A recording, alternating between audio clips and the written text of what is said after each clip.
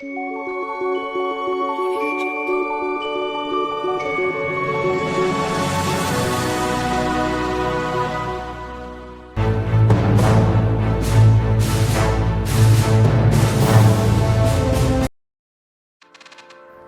ಸ್ನೇಹಿತರೆ, Hampi travel time ಚಾನಲ್ಗೆ ಸ್ವಾಗತ. ಸ್ನೇಹಿತರೆ, ಈ ದಿನ ನಾನು ಮಾತಂಗ ಪರ್ವತಕ್ಕೆ ಸನ್ಸೆಟ್ ನೋಡಲಿಕ್ಕೆ ಟ್ರೆಕ್ ಮಾಡ್ತಾ ಇದ್ದೀನಿ. ಬನ್ನಿ ನೋಡೋಣ ಹೇಗಿದೆ ಅನುಭವ ಅಂತ. ಇದು ಸ್ಟಾರ್ಟಿಂಗ್ ಪಾಯಿಂಟು. ಇಲ್ಲಿಂದ ನಾವು ಪ್ರಾರಂಭ ಮಾಡಬೇಕು. ಸ್ವಲ್ಪ ಕಡಿದಾದ ಮೆಟ್ಲುಗಳಿವು. ಈ ಮಹಿಳೆ ಮಕ್ಕಳನ್ನು ಕರೆದುಕೊಂಡು ಹತ್ತಾ ಇದ್ದಾಳೆ. ತುಂಬ ಕಷ್ಟ ಇದೆ. ಈ ಬಂಡೆ ಮೇಲೆ ಯಾರಿಗೋ ಮಾರ್ಕ್ ಹಾಕಿದ್ದಾರಲ್ಲ, ಈಗ ನಾವು ಹತ್ತಬೇಕು.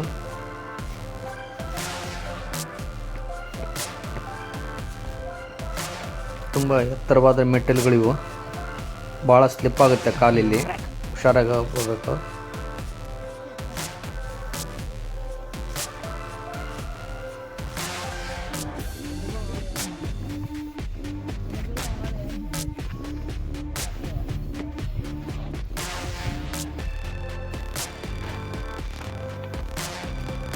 ಕಾಲು ಹತ್ತಬೇಕಾದ್ರೆ ಸ್ಲಿಪ್ ಆಗುತ್ತೆ. ಅದ್ಭುತವಾದ ಒಂದು ಸ್ಥಳ ಹಂಪಿಯ ಮಾತಂಗ ಪರ್ವತ.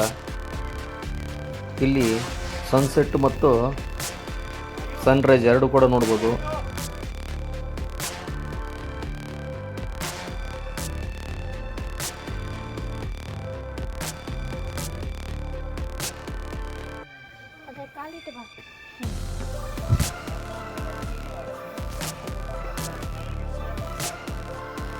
ಕೋತಿಗಳು ಬಾಳ ಅಯ್ಯೋ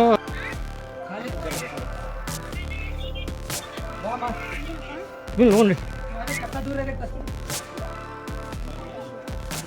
ಹೇಗಿದೆ ನೋಡಿ ಈ ಸ್ಥಳ. ಇಲ್ಲಿ ಕೋತಿಗಳು ಕೂಡ ಹೆಚ್ಚು.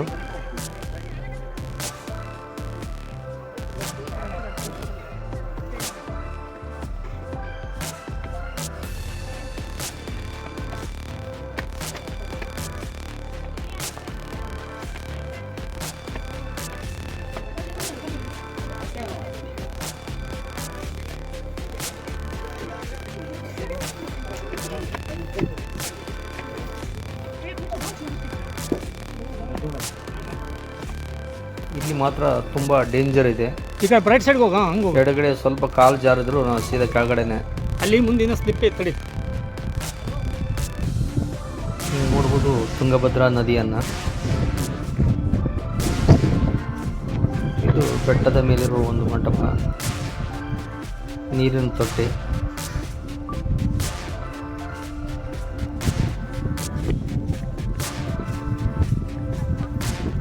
ಯಾವ ರೀತಿ ಮಾರ್ಕ್ ಮಾಡಿದ್ದಾರೆ ಅದೇ ರೀತಿ ನಾವು ಹೋಗ್ಬೋದು.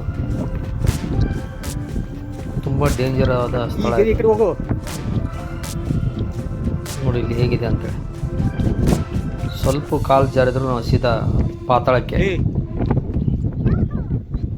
ನೋಡಿ ಎಷ್ಟು ಡೇಂಜರ್ ಐತಿ. ಹಿಂಗ ಈಗ ಹೋಗ್ಬಿಡು. ನಿಧಾನಕ್ಕೆ ಹೋಗಿದೆ ಸ್ಥಳ. ತುಂಬ ಡೇಂಜರ್ ಐತಿ ಸ್ಥಳ. ನಾನೀಗ ಇಲ್ಲೇ ಹೋಗ್ತಾ ಇದ್ದೀನಿ. ಏನಿಲ್ಲ ಕೆಳಗಡೆ.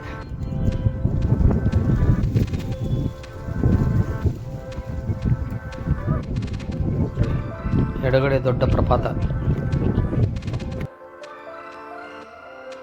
ನೀವೀಗ ನೋಡ್ಬೋದು ಮೇಲಿಂದ ಯಾವ ರೀತಿ ಕಾಣ್ತಾ ಇದೆ ಅಂತ ಹೇಳ್ಬಿಟ್ಟು. ತುಂಬ ಡೇಂಜರ್ ಟ್ರೆಕ್ಕಿಂಗ್ ಇದು. ಇಳಿಯೋಕ್ಕಷ್ಟು ಕಷ್ಟಪಡ್ತಿದ್ದಾರೆ ಮನುಷ್ಯ.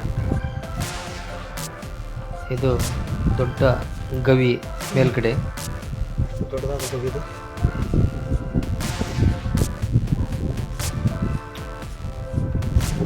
ತುಂಗಭದ್ರಾ ನದಿ.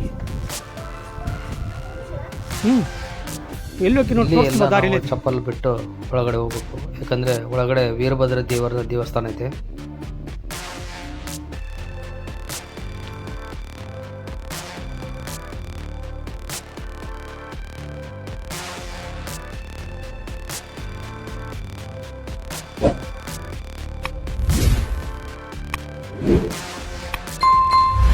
ಇದು ವೀರಭದ್ರ ದೇವರ ದೇವಸ್ಥಾನ.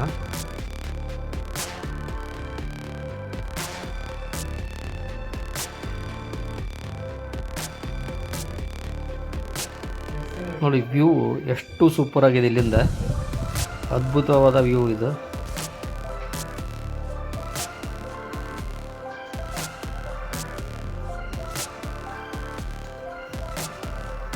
ನಾವೀಗ ವೀರಭದ್ರನ ದರ್ಶನ ಮಾಡಿಕೊಳ್ಳೋಣ. ವೀರಭದ್ರೇಶ್ವರ ಅಲ್ಲಿ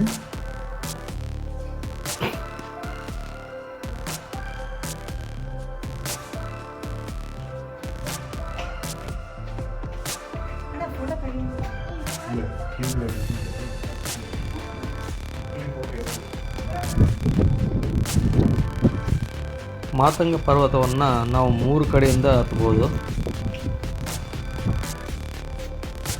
ಮಂಟಪಗಳು ಯಾವ ರೀತಿ ಇದೆ ಅಂತ ಹೇಳ್ಬಿಟ್ಟು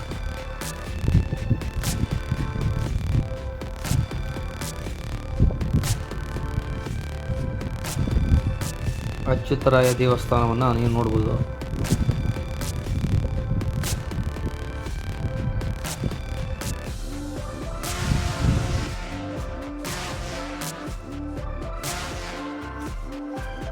ಬೆಟ್ಟದ ಮೇಲೆ ಸುತ್ತಲೂ ದೊಡ್ಡದಾದ ಕಲ್ಲಿನ ಮಂಟಪಗಳನ್ನು ನೀವು ನೋಡ್ಬೋದು.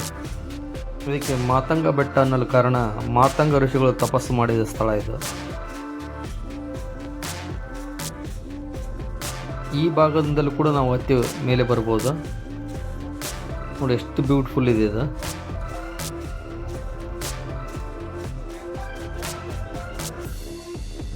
ಸನ್ಸೆಟ್ ಆಗ್ತಾ ಇದೆ ಈಗ.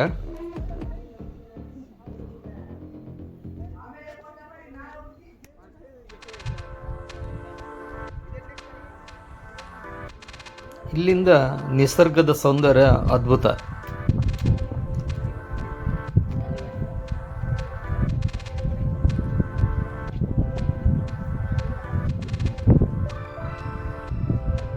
ನೋಡಿ ಅಂಕು ಡೊಂಕಿನ ರಸ್ತೆಗಳು ಯಾವ ರೀತಿ ಕಾಣ್ತಾ ಇದೆ ಮೇಲಿಂದ.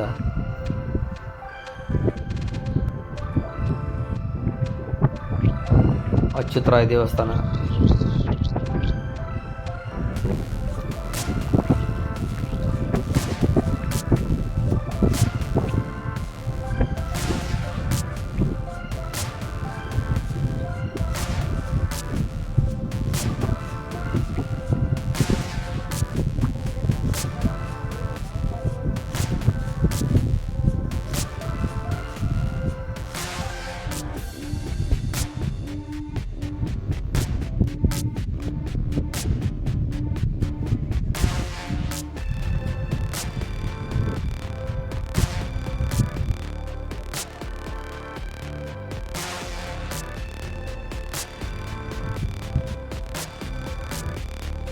ಸ್ವಲ್ಪ ಮಂಜು ಇರೋದ್ರಿಂದ ಸೂರ್ಯಾಸ್ತ ಸರಿಯಾಗಿ ಕಾಣಿಸ್ತಾ ಇಲ್ಲ.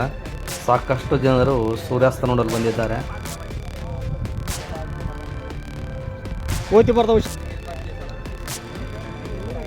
ಸನ್ಸೆಟ್ ಆಗೋದನ್ನು ನೀವು ಈಗ ನೋಡ್ಬೋದು.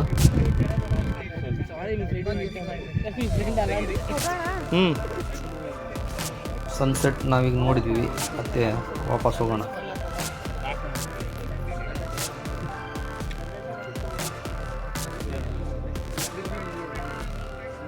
ನಾವು ಎಲ್ಲಿ ಗೊತ್ತಾ, ಇದೂ ಚಲೋ ಇತ್ತು. ಇದು ಮಾಲ್ಯವನ್ನ ಅಲ್ಲೂ ಚಲೋ ಕಾಣಿಸುತ್ತೆ. ಇಷ್ಟು ಹೈಟ್ ಆಗಿಲ್ಲ ಮಾಲ್ಯವನ್ನ.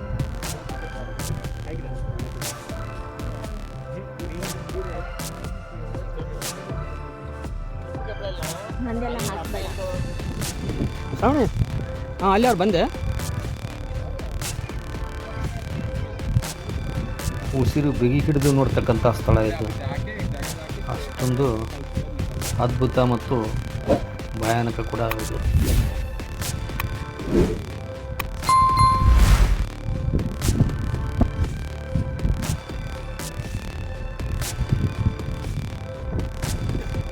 ಮೇಲಿನಿಂದ ನೀವು ಅಚ್ಯುತರಾಯ ದೇವಸ್ಥಾನ ಮತ್ತು ಅದರ ಮಾರ್ಕೆಟ್ ಕೂಡ ನೋಡ್ಬೋದು, ಎಷ್ಟು ದೊಡ್ಡದಾಗಿದೆ ಅಂತೇಳಿ. ಸುತ್ತಲೂ ಬೆಟ್ಟಗಳು.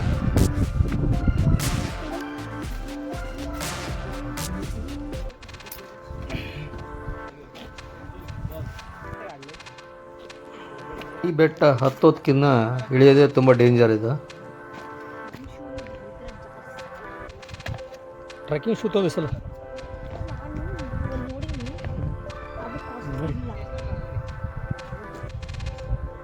ನಾವುಗೆಲ್ಲ ಫಸ್ಟ್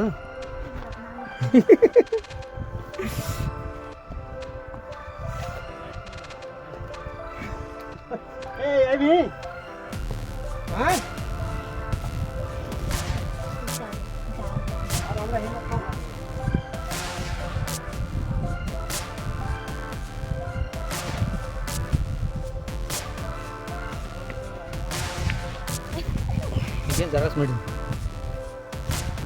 ಬರ್ತೀನಿ ಜಾನ್ಕ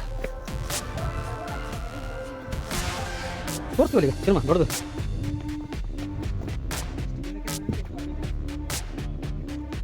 ಎಷ್ಟು ಅರ್ಧ ಗಂಟೆ ಹತ್ತಿದ್ದು ವಾಸ?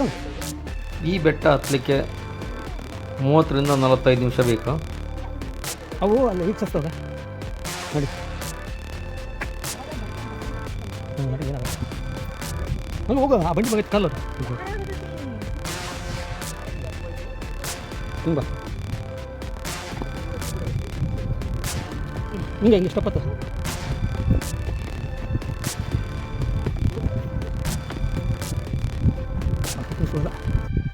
ಗವೆಲ್ಲ ಸೋನ ಹಿಂಗೆ ಹೋಗೋಣ.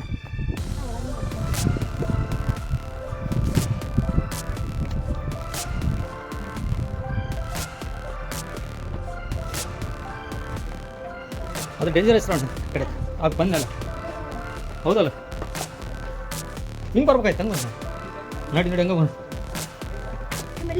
ಇಲ್ಲಿ ಬರ್ತೀನಿ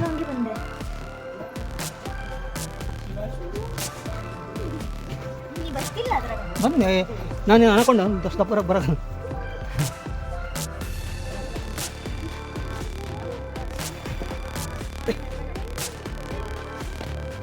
ಮಾತಂಗ ಪರ್ವತ ಪೂರ್ತಿ ಮೇಲಕ್ಕೆ ಹೋಗ್ಲಿಕ್ಕೆ ಭಯ ಆದರೂ ಕೂಡ ಈ ಮಂಟಪದವರೆಗೂ ಕೂಡ ನೀವು ಬರ್ಬೋದು. ಇಲ್ಲಿಂದ ವಿರೂಪಾಕ್ಷ ದೇವಸ್ಥಾನ ತುಂಬ ಅದ್ಭುತವಾಗಿ ಕಾಣಿಸುತ್ತೆ. ವಿರೂಪಾಕ್ಷ ದೇವಸ್ಥಾನ ಮತ್ತು ಬಜಾರ್ ಈ ಮಂಟಪದಿಂದ ಅದ್ಭುತವಾಗಿ ಕಾಣಿಸುತ್ತೆ. ಬಾ ಹೆಂಗೆ ದಾರಿ ಹುಷಾರ್ ಗುರು. ಹಾಂ ತಲೆ ಕುಂತ ಗುರು ನಡಿ ನಡಿ.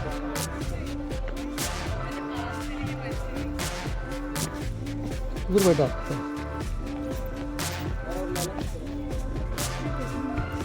ನಡಿ ಎಲ್ಲರೂ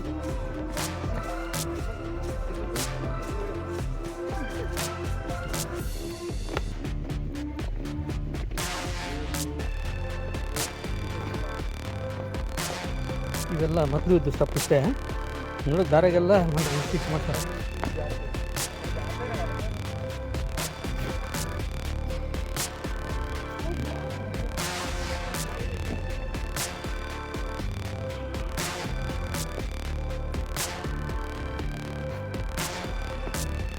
ಸನ್ ರೈಸ್ ಕಾಣಲಿಲ್ಲ, ಮನುಷ್ಯರ ರೈಸ್ ಆಗಿದೆ. ಆಗಲ್ಲ ಲೈಟ್ ಎತ್ಬಿಟ್ಟವ.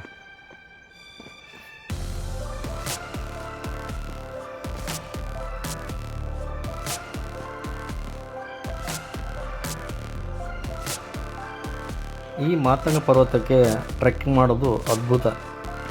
ನೋಡಿ ಯಾವ ಥರ ಇದೆ ಈ ಟ್ರೆಕ್ ಮಾಡೋಕ್ಕೆ ಹೋಗ್ತಕ್ಕಂಥ ರಸ್ತೆ.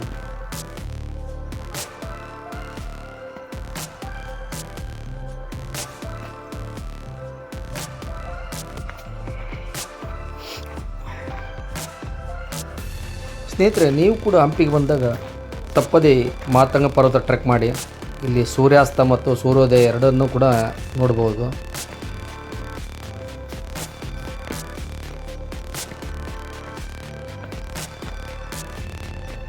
ನನ್ನ ಈ ಮಾಹಿತಿ ನಿಮಗೆ ಇಷ್ಟವಾಗಿದ್ದರೆ ನನ್ನ ಹಂಪಿ ಟ್ರಾವೆಲ್ ಟೈಮ್ ಚಾನಲನ್ನು ಸಬ್ಸ್ಕ್ರೈಬ್ ಮಾಡಿ, ಲೈಕ್ ಮಾಡಿ ಮತ್ತು ಶೇರ್ ಮಾಡೋದನ್ನು ಮರಿಬೇಡಿ. ಅದು ಬಿಡಿ ಹಂಗೆ